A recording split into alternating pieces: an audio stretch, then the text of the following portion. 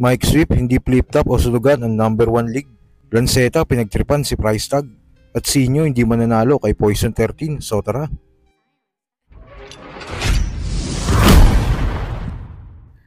Ang flip-top nga ang tinuturing na number 1 rap battle league sa buong mundo dahil talagang minahal ito ng mga Pilipino. Pero hindi din natin makakaila na malaki din ang naambag ng sunugan kung ano man ang meron ngayon ng battle rap era. Kilala naman natin ang ulo ng sunugan. Ito nga ay si Mike Swift. Sa interview nga ni Mike Swift kay Yo Love, dito ay tinanong siya kung ano daw ba ang number 1 rap battle league para sa kanya dito sa Pilipinas. Expect nga natin kung hindi sa flip-top, malamang sunugan ito. Pero iba nga yung pinili ni Mike Swift. Ba flip-top or laglagan? Laglagan. May kilala ako dyan sa laglagan. Hindi ko pa nahuhukay yung mga origins na laglagan. Minsan nadaan sila sa tenement. Meron ako bibigyan na taong galing sa laglagan na sa sunugan ngayon. I say, but I don't know much about them. And like I said, easy choice for this one. Laglagan. I gotta give more love to the underground more than the top dog. Don't need help, but maybe Laglagan or sunugan? I don't want to be biased. I would give Laglagan is my favorite choice of the league over Sunugan. Sunugan will give outlets to guys like Laglagan. That's what we do. But for now, that's who we are. Let's give also other people chances to come up. And if that's the way.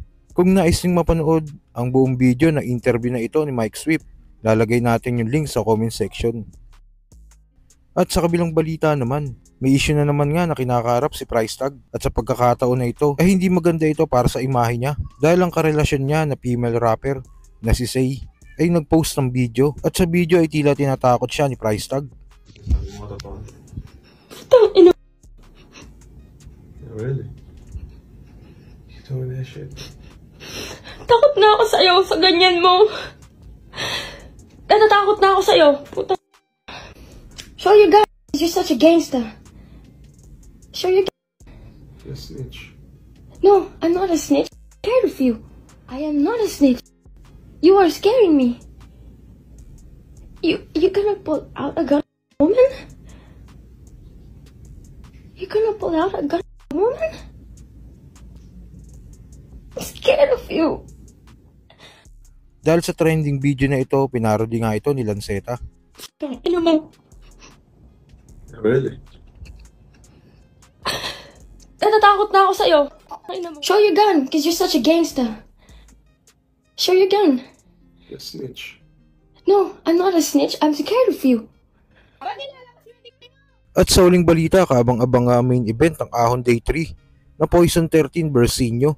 Dahil sa mga estilo nilang dala-dala ay gamay na nila. Sa skills lamang talaga si Poison pero iba yung karisma ni Sinyo pagdating sa battle. Kaya siguradong magandang clash ito sa March 29.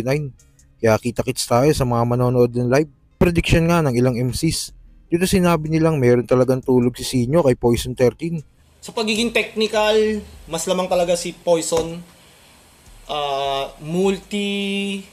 Mga wordplay, Poison, rhyme schemes, Poison, tapos minsan nagmumoko din pa si Poison, so ang daming kayang i-offer ni Poison.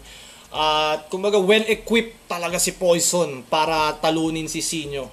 Hindi kailangan ni Sinyo maging bars, multi, di niya kailangan niya lang maging si Sinyo. Kailangan niya lang i-maintain yung ginagawa niya at hindi mag-choke. Kaya na manalo ni Sinyo. Napakalupit ni Sinyo, yung star power ni Sinyo, napakatindi, which is mahirap yon kalaban sa big stage. So, feeling ko Sinyo. Pero ay sa main event, Sinyo versus Poison 13. Damn.